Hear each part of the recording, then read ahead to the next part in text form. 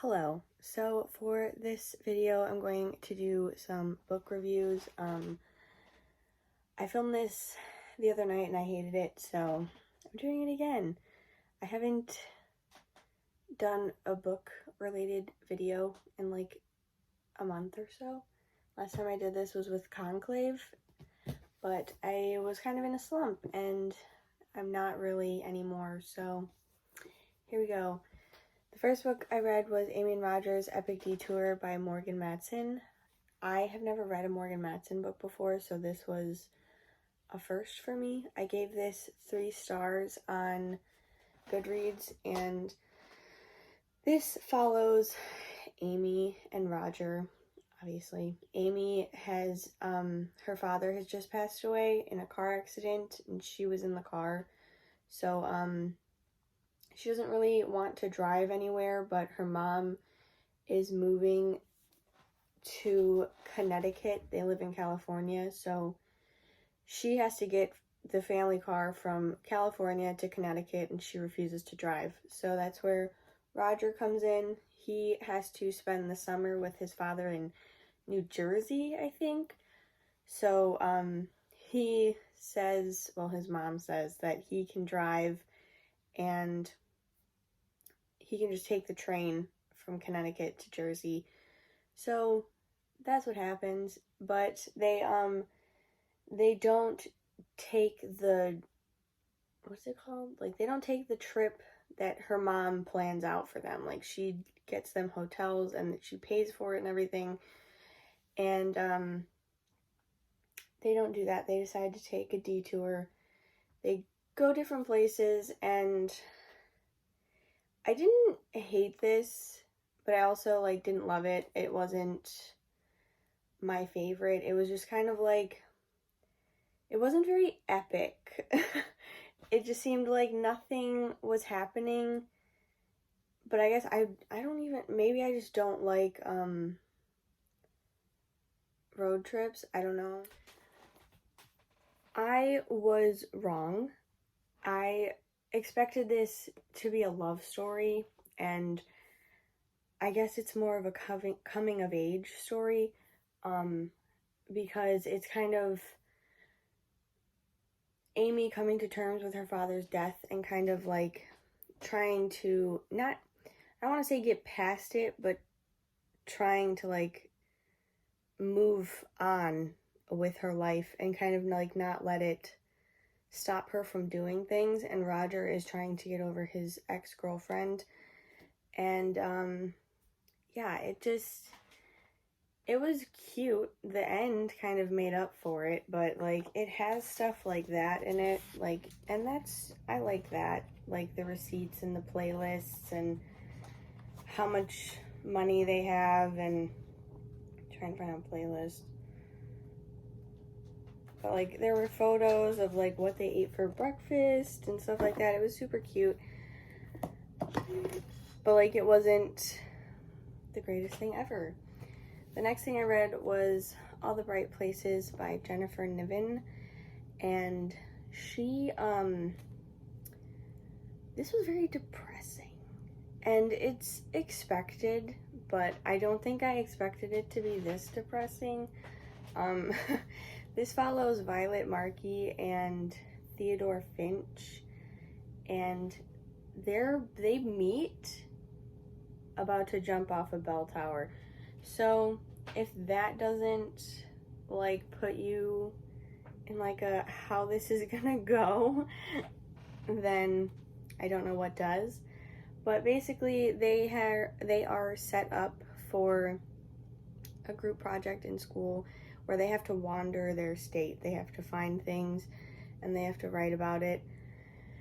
And Violet, who lost her sister a year prior, has kind of been getting away with not doing things because she doesn't really want to. She's still very upset about it, and her teacher's like, yeah, we're not going to do that anymore. And so she's paired up with Theodore Finch, and he's extremely suicidal. He talks about it quite a bit. He tries to commit suicide, and then he runs to the hospital and he gets his stomach pumped, which was, that like shocked me. But I really did love this. He's bipolar, and I think the bipolar disorder was depicted extremely well. Like, if you've never seen someone mentally ill with bipolar disorder, then you wouldn't see the signs. And seeing him go from a manic episode to a depressive episode, and kind of back and forth, and reading his thoughts, and I just thought it was done really well. And yeah, also the parents in this, I thought it was interesting, like how as Violet got better, Finch kind of got worse. And I think a big part of it was parents. I don't know if, like, maybe that's just me trying to like get something out of it, I don't know, but his parents are extremely absent. Like, his mom's around, but she's not really there, and his dad isn't around at all. And Violet's parents are very aware of her and her feelings and everything that she does, and I just thought this was done really well. So it is very depressing, but just like FYI for people who don't like depressing things. I also didn't really read that in the best state of mind. So quarantine had just started, and yeah, so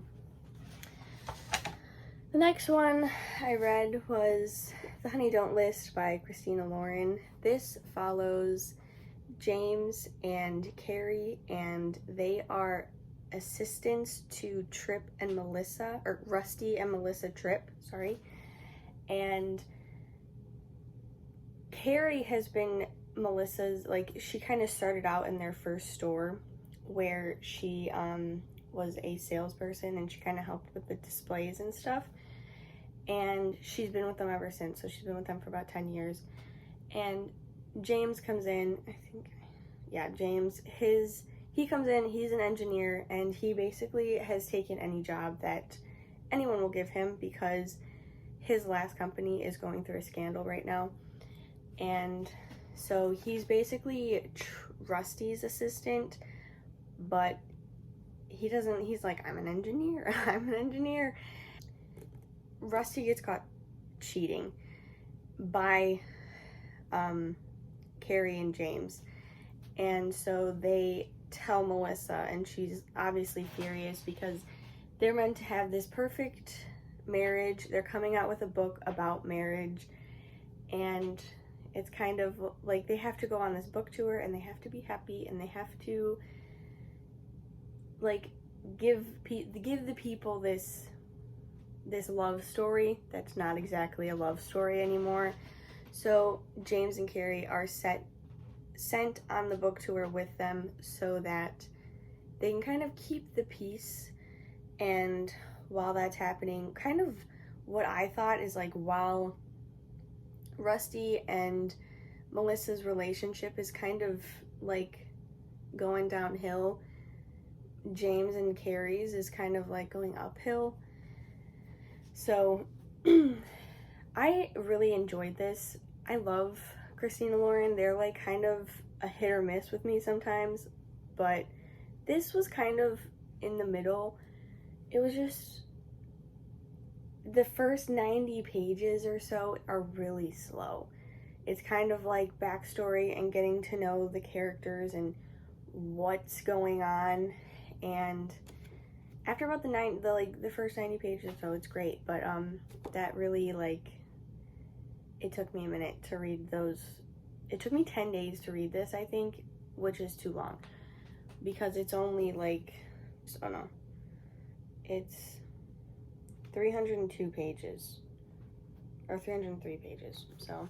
And I do think the ending was so fast. Like, it was very, like, I feel like there could have been, I would have read more, like, about them kind of, like, getting back together and stuff like that, but it was just, like, very,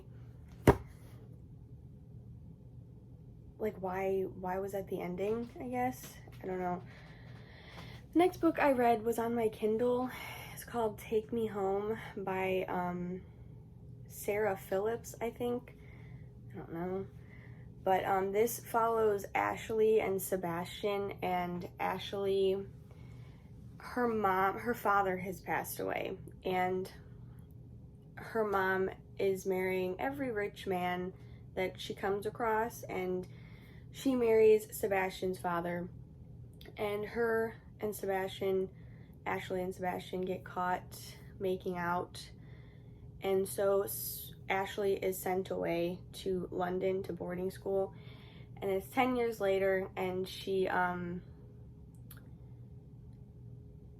back. She hasn't come back from London since she was sent away, but Sebastian is like one of 4, and his oldest brother, I think Ethan, his wife has just died, and they while his wife has died, like, she was in charge of this thing for their security company where, like, the doors of this, like, it's like automatic doors, but you can only enter if you have, like, a code, like a phone that's connected to the security doors, to the automatic doors. So something's not right. They're not closing. So she was in charge of this.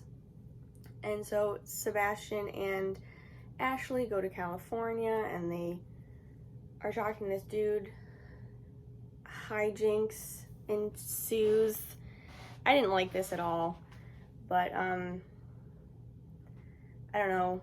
It was kind of just like, I read this because I turned off my lights while I was reading another book, and I didn't want to sleep. I was like, I'm not tired. So I just started a book on my phone with my Kindle app, and I finished it. I gave it 2 stars because I finished it, but it wasn't anything special. So the next book I read is Christina Lauren, Love and Other Words. This follows Macy and Elliot, and it goes from present time to past time, when Macy was like 13, I believe, or maybe younger, 11, I don't know, like pre-teenage. Her mother passed away, and she left her and her father a list of like what to do when certain things happen. And when she wrote the list, she told her husband to get a vacation house so that Macy would have somewhere to go when she needed it. And Elliot lives next door, so it kind of goes from, as their relationship progresses through their teenage years, it also progresses at the same rate kind of through their adult years, because we jump forward 11 years. And they obviously have had lives, like Macy's engaged, Elliot has a girlfriend, Macy's trying to become a doctor or a nurse, or she is a nurse, I can't remember exactly, but I loved this. I loved the back and forth. I loved Macy and Elliot. Elliot was just like the sweetest ever, and I loved him a lot, and he made my heart just like flutter. And it was great. I liked Macy. There's obviously a lot of like character development, especially for Macy, because of everything that has happened. It was good, and I loved it. I do want to talk about the ending, because this is kind of a spoiler, but I want to talk about it because I could be wrong. I don't think I am, but basically this is the ending. It's a spoiler. I know I said that, but I just want to like make sure if anyone's watching this. But towards the end, they have, in their teenage years, they've started a relationship, and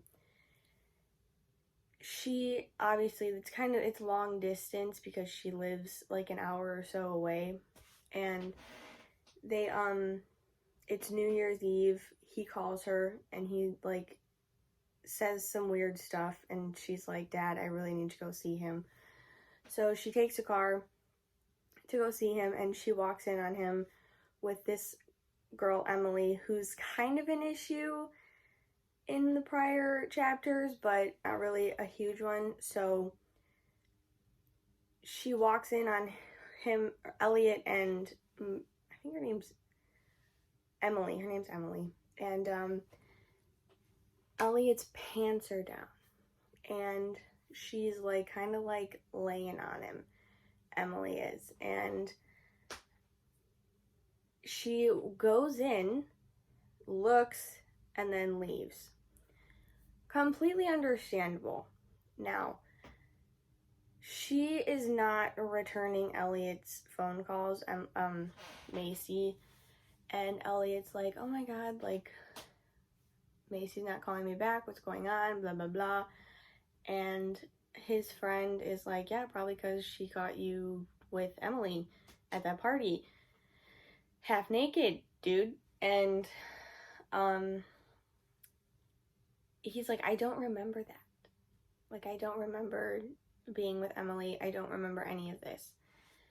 And it's never brought up again.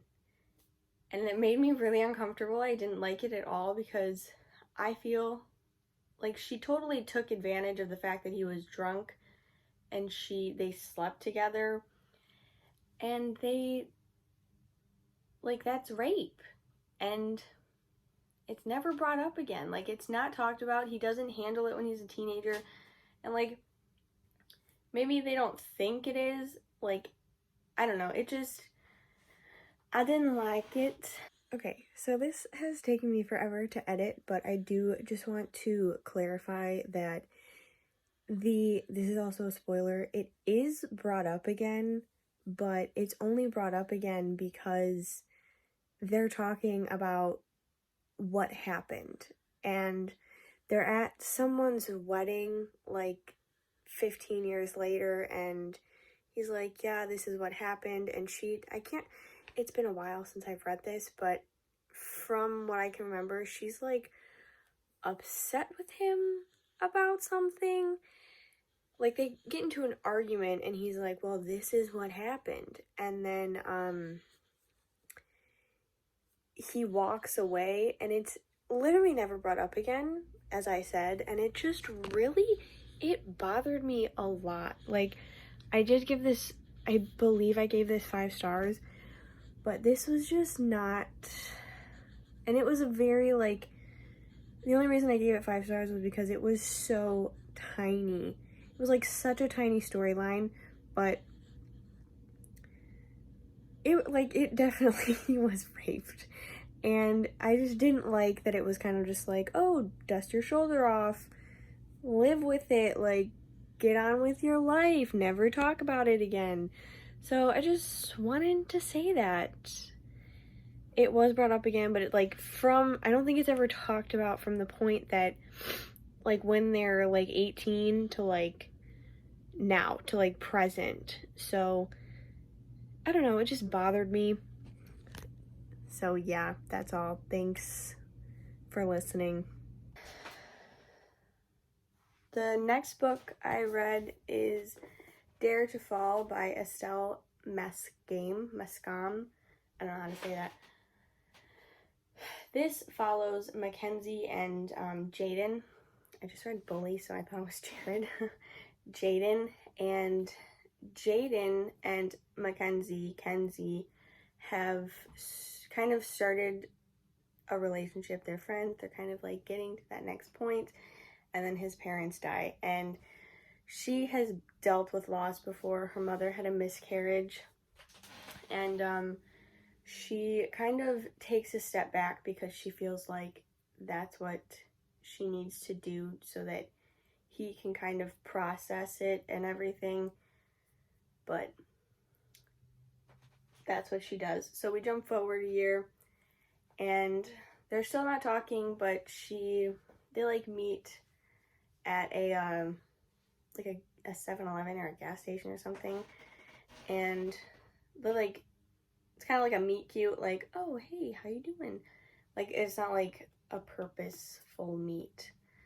And they kind of start becoming friends again, and that's what this is about. And obviously other things that I can't really mention, kind of like him and his sister still dealing with the grief and her trying to kind of gain back their trust. And she has 2 other friends, Will and Holden, and Holden just ain't about the hunter's life, which is Danny and Jaden's last name. But he just doesn't want to hang out with them, and it's really sketchy, and we don't know why until the end. I loved Will. He's gay, which I was like, it's fine. But also I was kind of disappointed because I kind of wanted him. I couldn't remember who was gay, if it was Holden or Will. So when Will was kind of like being really nice to Danny, I thought he was flirting. I was wrong. But I loved Will. I did love Holden until he started being an ass, but I really enjoyed this. It wasn't, I think I gave it 3 stars. It wasn't my favorite. I do recommend the Dimly series by her, the Did I Mention I Love You? I think it's so much better. But she writes grief and character development really well. Everything she writes, it just kind of flows, and it's really good. I did feel like all of the character development for, like, everything that had happened, something happens at the end, and it's kind of like the the bomb drops, and it obviously feels like everything that has happened has come to this point is kind of like, was like pointless. But other than that, I liked it. She's a good writer. Next book I read was The Mistake by Elle Kennedy. I actually read the Briar U series, or Off Campus series by her. I read The Deal in January, which follows Hannah and Garrett. Hannah is passing this class that Garrett is failing, and he's on the hockey team, so he really needs help. So she starts to tutor him, and then she asks him to do something for her, and they start a relationship. That's really all these are. They're just like the typical love story, but I'm gonna go through them. So The Mistake follows Logan and Grace. Now, this series follows the 4 characters that live off campus, which is Garrett, Logan, Dean, and Tucker, and their love stories. This is all dual point of view, which I love, but The Mistake follows Logan and Grace. Logan has a crush on Hannah, and so he kind of starts a thing with Grace, trying to get over Hannah, and she finds out, and it's kind of like them over this, like, the beginning of the year, trying to like figure out how to get back to where they were, and him earning her forgiveness back. I liked this. There wasn't anything like terribly wrong with it, but I mean, it's a college romance, so like nothing spectacular happened. Nothing was like so crazy. I was like, I have to put this down. It was just like that. All 4 of these are like those, you read it, you're in a slump, it gets you out of the slump. So yeah, the next one is The Score, and that follows Dean and Allie. Allie is Hannah's roommate, and I'm assuming like one of her best friends. I can't remember, but she has just broken up with her on again off again boyfriend Sean, who is a real piece of work, man. Let me tell ya, he's just extremely abusive, and just verbally and emotionally, and just a terrible human being. And so she goes over to Garrett's like house that he shares with the other guys, and she plans to sleep in his room because she doesn't want Sean to show up while she's at the dorm. Like, she doesn't want to like lose her confidence like of breaking up with him. And Dean's there, and they end up sleeping together, and he's very like, he's a playboy, like he's that guy that sleeps with everyone. And she's like, listen, I don't want to do this again, why don't you leave me alone? And he's like, no, like I really like want to do this. And then like they keep it a secret. Grace and Logan, they start, like, what I do want to mention, that they started, he like came back because she faked it, and I just thought that was very funny. Like, dudes' egos, you know. Next is The Goal, which I don't know why I did that. The Goal, which follows Tucker and Sabrina. Tucker isn't, I don't think, like, it's not like he's not in them in the other three, but he's not in them as much as Logan and Dean. I could be wrong. Maybe I just like didn't like click with him. I have no idea, but this was my least favorite one. I just like didn't really like it as much as the others, but the timeline for this starts kind of like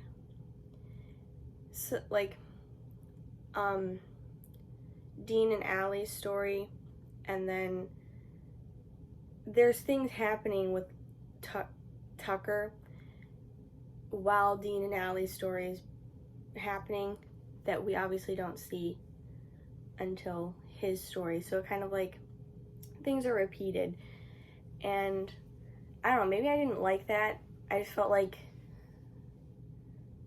let's start where we left off, because it's left off, we'd find out something.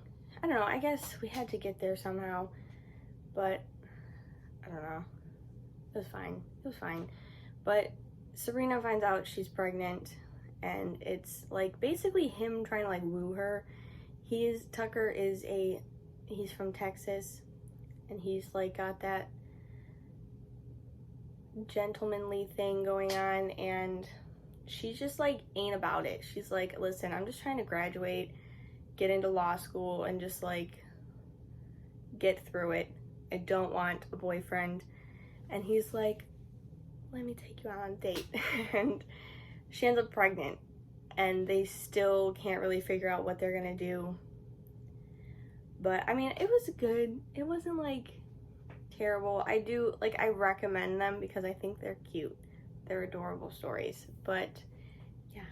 Last book I read is Work in Progress by BJ Harvey, I think. This follows James and April, and Jamie, he has moved in next to April so he can flip the house, and they meet because he's blaring music, and she's like, listen dude, I have a 6-year-old, turn it down, chill out. And he's like, yes, love that, love her spunk and her sass. And I hated this. It was ridiculous. It was so ridiculous. Like nothing happened. Absolutely nothing happened. And you'd think more would happen in 200 pages. That's all the book was 200 pages. And it was just it just wasn't. Like I felt like so much more should have happened. It felt like book characters didn't have any chemistry, which is strange to me. How do you write two characters who are meant to fall in love and give them no chemistry? Like, it was so boring. I finished it, and usually when I finish a book, I give it 2 stars because I finished it. I gave this book 1 star. They were constantly growling at each other, like, and not in a like in a funny way, but like in a, someone touched her or like talked to her and he got jealous, so he would growl at them, like a growl. It was like, why? And they also were constantly busting out laughing, or I bursted out laughing, and it was like, come up with some other words, BJ, please. And then the ending, I feel like this author just like wrote a book because someone said that she could write a book. They were like, yes, please write it. And she was like, oh yes, let me write a love story. And it was just terrible. But anyway, we come to the end. He's flipping a house. He has 90 days to flip this house. So she's a nurse. So she, from my understanding, like has 4 days on where she works 12-hour shifts, and then she has 4 days off. So it's kind of like 4 days on, 4 days off. He's working constantly. He's the only one doing this 24/7. His siblings come when they can, and they all have regular jobs, so they're not there all the time. And towards the end, this is a spoiler if you're gonna read it, she gets angry at him because she's not giving him, or he's not giving her enough attention. He's not prioritizing her and her son. And it was like, y'all have known each other for less than 3 months, and you're mad that he's working? Like, I get it. Like, you want, like, some time with him, whatever. But you can't be mad at somebody for that. And then, like, it just felt like she was like, all right, I'm going to end the book. Let me create a problem that isn't there. And it was just, I don't even have any other words. It was just stupid. And then he, like, this is dual point of view as well. He's talking about it. He's like, yeah, I just really get in my head sometimes, and she's right, and blah, blah, blah. I don't want to lose her. I don't want to lose Axel, who's her son. And it was just, this is ridiculous. Why is this even an argument? Why is this an issue? But they solve it, so whatever, I guess. I finished Bully by Penelope Douglas. So I think I'm gonna read all 5 of them. I'm gonna start Until You, which hopefully I will like. So yeah, that's it. Thank you for watching. If you've watched, appreciate it. Have a nice day. Hope you're doing well. Yeah, bye.